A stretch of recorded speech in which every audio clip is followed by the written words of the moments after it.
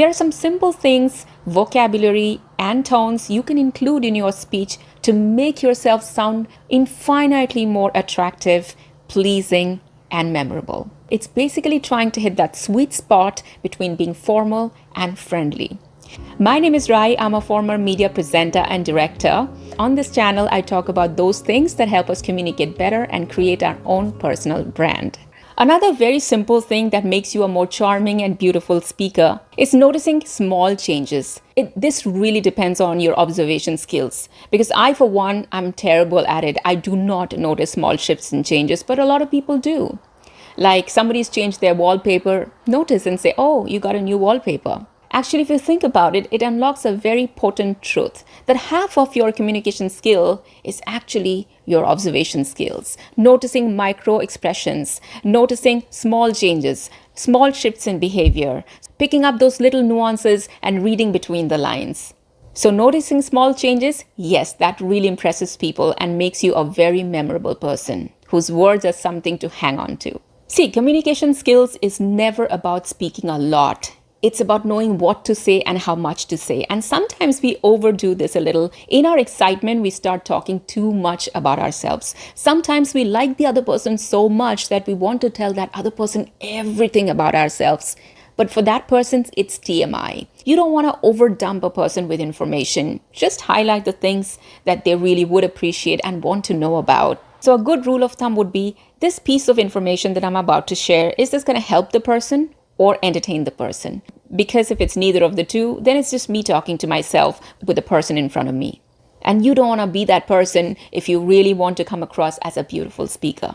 Now, the next thing I'm going to talk about in my list of things to do if you want to be a more charming and beautiful speaker is something that should come under manners, but I'm going to put it separately because it is not something very instant. That is apologizing. Apologizing is a great communication skill. It instantly dissipates a lot of negativity. It redeems your good qualities all over again. Sometimes words of apology can make or break the other person, and it's very, very powerful.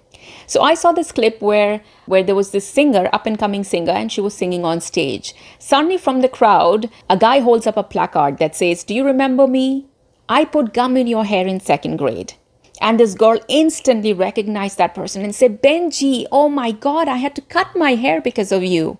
And the fact that she could remember the name and exactly what she had to do all the way from second grade shows how much it had affected her and how much she had carried because of that all these years. Now the guy turns out to be a very handsome guy, also came with a bunch of flowers, handed over the flowers to her and apologized in front of the crowd. And this guy, even though he admitted something horrible he had done, actually turned into a very charming and beautiful speaker. So if you owe somebody an apology, just do it. Don't overthink it. Just do it. Now, I want to put a disclaimer over here. Do not have to apologize for something you're actually not sorry for or which was not your fault. Because sometimes people might gaslight you to think it's your fault when it's not, and you've got to be mindful of those cases too. Apologizing for something you have not done is not attractive. And last but not the least, and you all knew this all along, smile. Smiling makes everything you say so much more attractive. Of course, you don't have to smile all the time like politicians do.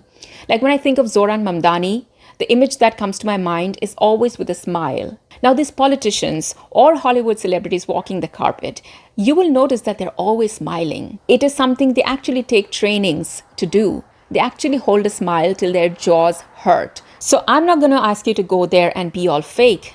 But somebody cracks a joke, smile. Somebody says something nice, smile. You're passing a person, smile. So don't smile in a plastic manner. You don't have to hold the smile for long periods of time, but smile intermittently.